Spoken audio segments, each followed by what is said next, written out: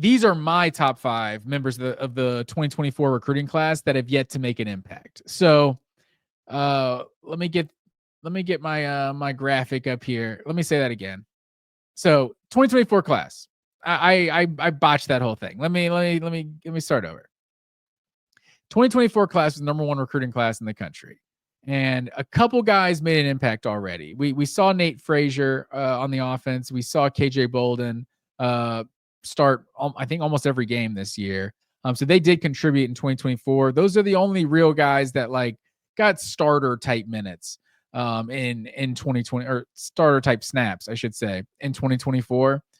So these are my top 5 breakout candidates from that 2024 class, because I think, second year guys that from the number 1 class in the country, like there's going to be unproven guys that turn into really good players. Like that's what Georgia football is. Unfortunately, because of the transfer portal, you can't count on it as much as you could maybe a couple years ago, that whoever emerges as that starter is going to be an absolute dude. And so right now, I think there's several members of the 2024 class that are potential breakout guys in 2025. So I got to start first with Chris Cole. Chris Cole was the one I think I would argue is probably the 3rd biggest contributor from the 2024 team. So maybe that's cheating a little bit because we did get to see a decent amount of Chris Cole on the field. I think Chris Cole, he flashed, in my opinion, more than CJ Allen and Raylan Wilson this year. Like, he's just so physically imposing, long arms. Like, dude looks like an athlete. And some of the guys I get most excited about, and maybe I'm jumping the shark. I don't know if that's what jump the shark means. But putting the cart before the horse, maybe that's the expression I'm going for, because CJ Allen and Raylan Wilson were previously this type of guy, but in the past, Kirby Smart defenses, those true freshmen that come in are like third down specialists. Like, I feel like that's where the potential like superstars are. Like the Trayvon Walker as a true freshman, like Nakobe Dean as a true freshman. Like some of these guys that played, those roles in those third down situations always seem to be guys that turn into the next star. And I feel like Chris Cole, so early, I think it was even the Clemson game, first game of the year, you already saw him in some of those packages. And so I think Chris Cole is a good candidate to break out this year. We still got Raylan Wilson and CJ Allen in that room, but you've seen the way this Georgia defense and Glenn Schumann and how they'll get linebackers on the field. So if you're one of the best players on the field, they'll find a spot for you. Jalen Walker, another great example of a guy as a true freshman, just came in to just go nuts on third down. Second on the list, I would say, I'm not saying this guy's disappointing. I will say what I was most disappointed about was not seeing Ellis Robinson really play any meaningful snaps in 2024. And that's not to say, he should have played. What are we doing? Coaches need to be fired. I'm not here for any of that type of talk. But you get what some people think is the number 1 player in the country, especially a corner. And I imagine, a Patrick Peterson, right? A guy that's just a two-way player, maybe a Derek Stingley Jr., like a guy who's just a dude from day one.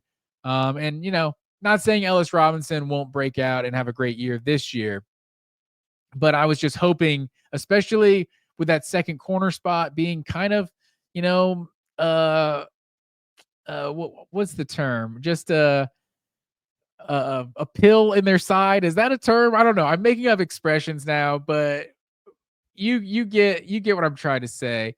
That second cornerback spot this year was just it provided some struggles for Georgia. Like whether it was Julian Humphrey and Daniel excuse me, Julian Humphrey and Daniel Harris kind of going back and forth in that position as the year went on. It seemed like most pass plays that Georgia gave up this season were on that cornerback number 2, right? So you have a guy that was the number 1 player in the country.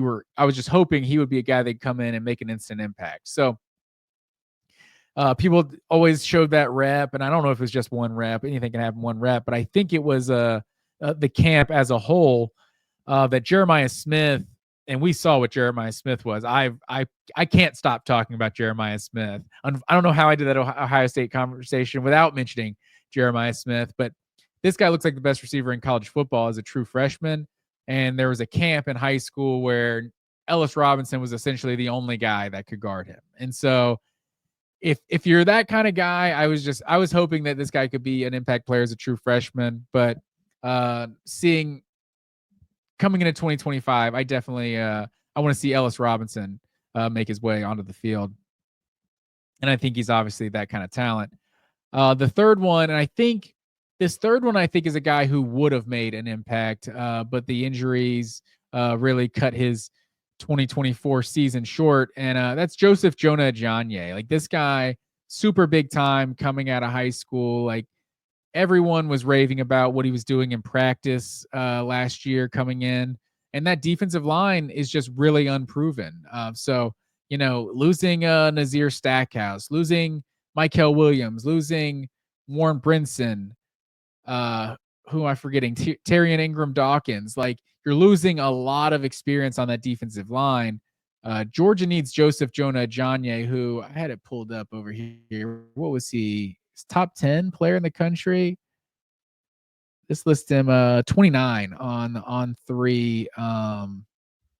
That's the composite, like the whatever they call it, industry, the on three industry ranking. So Ellis Robinson was number 2 in that, and KJ Bolden 24, Chris Cole 32. So some of the highest ranked players Georgia signed a year ago. So Joseph Jonah Ajonye, was he 6'4", 275 coming out of high school? Like I expect this guy to make a difference on Georgia's defensive line in 2025.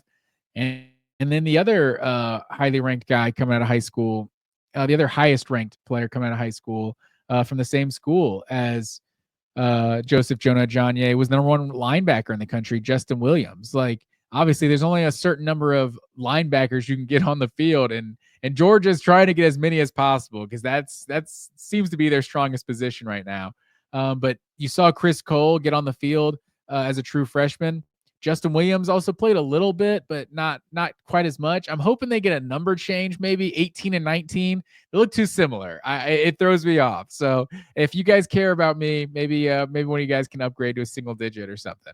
But yeah, Justin Williams, number 1 linebacker in the country coming out of high school. I'm really curious to see what he can do in 2025. And then the last one is Quintavious Johnson. And everyone's going to talk about it, but I feel like I have to mention it. This guy was 6'4", 255 edge rusher, which is, really big for an edge rusher. I don't know if he's going to play that outside linebacker role or more of a hand in the dirt kind of guy. I would think you're more of a hand in the dirt kind of guy at that size coming out of high school, but 6'4", 255 in high school and played quarterback. And he made some plays at quarterback. So this guy is just kind of freaky athletic. People have talked about him a lot in practice at times. So Quintavious Johnson is a guy, especially with that outside linebacker room. Damon Wilson, I would say the 2 biggest departures of this season, I would say so far, that I was maybe just because I was not counting on him, are Trevor Etienne and Damon Wilson.